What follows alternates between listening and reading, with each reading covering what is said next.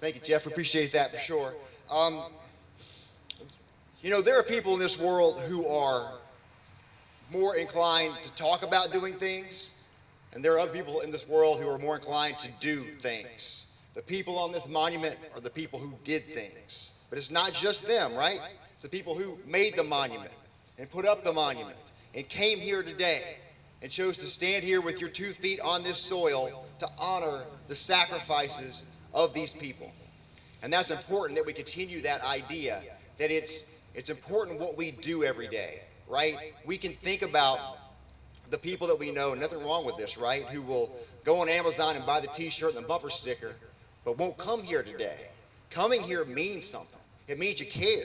It means you did an extra step to make sure that everybody understands what the sacrifices of these people means for all of us, right? I've, like Mr. Hartless said, I've been telling these stories about veterans in Chattanooga for more than 10 years now, and I've talked to veterans of all wars. And I remember several years ago talking to a man named Mike Rose, who fought in Vietnam. He was a medic in Vietnam. They were in Laos, and he was fighting with the Mountain Yard people, and they were in the middle of some stuff. They were really getting hit hard, and they didn't see it coming. And so they fight for days and days, and he ends up getting hit in the foot with an RPG, blows his foot up. Still to this day walks with a real bad limp because of what happened to his foot. And he keeps treating people. He picks up a stick, uses it as a crutch to get to more people, and keeps going and keeps going. For days he's doing this. And finally the fighting dies down a little bit, right? And so they start to try to figure out how to get some of these wounded out of there. So they're landing helicopters there in Laos to bring those guys out. And so since he's the medic, he's going to wait for the last trip out. So they finally get everybody out. He's on the last helicopter to leave, and they shoot that helicopter down. And he falls out of the helicopter. And he's lying there on the ground, looking at the helicopter, about to hit him. And somehow, he moves just in time so it doesn't hit him. He received the Medal of Honor for that a few years ago. And I heard him speak at a school in Chattanooga. And he spoke, and he didn't say barely anything about that. He lived through that amazing story and didn't tell anything about that. What he talked about was World War II veterans and Korean War veterans. That's what he spoke about. Because a lot of our, I think most, if not all of our Vietnam veterans will tell you when they came home, they were told, don't talk about the war. We don't want to hear about that stuff. And that's why we tell the stories we tell on The Price of Freedom. Because we want people to hear these stories and know these stories and never feel like they can't tell these stories. That's important to all of us, that these stories get out there. One of the things that Mr. Rose talked about the about the World War II veterans, right? We all know that story, going to the Pacific, going to Europe, saving the world, like literally saving the world. For most of us, that would be enough, right? They came home, what did they do? They went to work. I'm 50 years old. When I was born, a lot of those guys were about 50 years old. This is true for Korean War veterans as well. They came home and they built the roads and bridges and sewer systems and electric grids and infrastructure and built schools and hospitals and libraries. They did all that stuff. Everything around us forever. Even today, a lot of these buildings, probably this building right here, was built by that generation. The Korean War and World War II generation. They did all that stuff to help everybody out, to make more sacrifices for the greater good moving forward. And you look at the world today, you look at, veterans who say serve in Congress or serve in the state house, or for 40 years, from 53 to 92, every president, no matter what party, they all had military service. Since then, the last 30 years, only one's had military service. And you think about what difference does that make, right? What difference does that make to our country?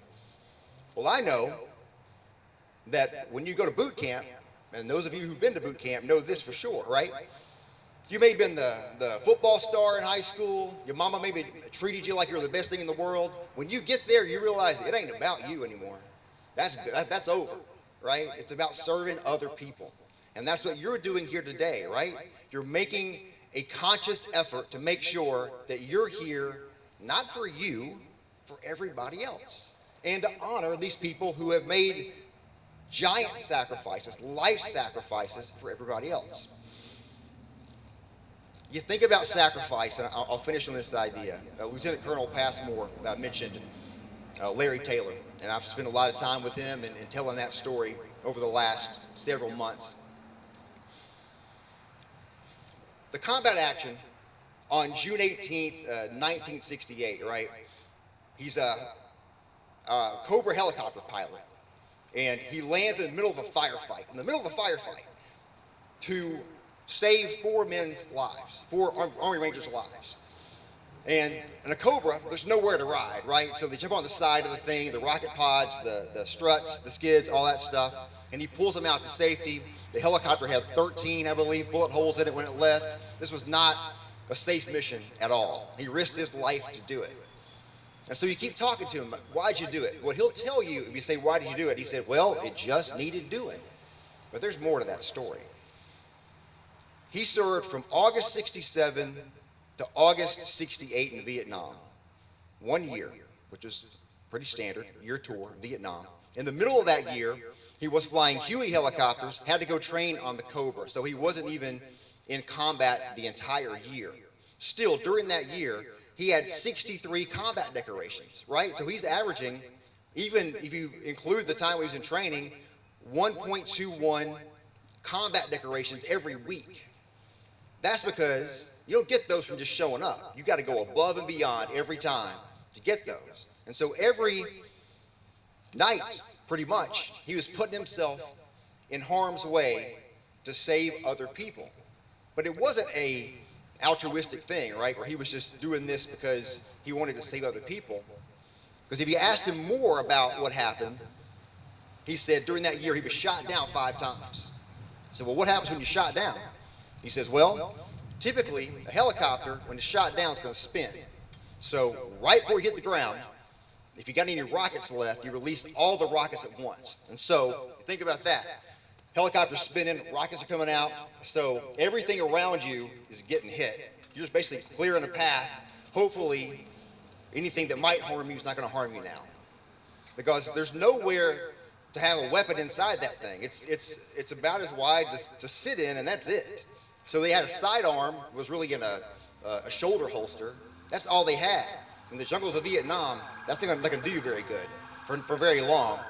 So all 5 times, those men that he went,